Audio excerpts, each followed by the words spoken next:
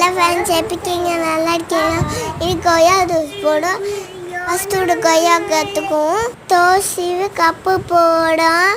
கப்பிட்டு நல்லா கப்பிடும். நல்லா கப்பணும். நல்லா மிக்ஸி மாற்ற போடும்.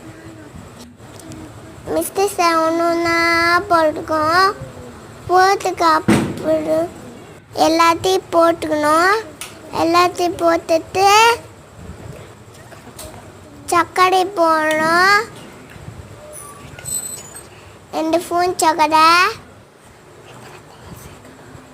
அப்புறம் பால் சேர்க்கணும். எல்லாம் மிஷினை அடிக்க போடும்.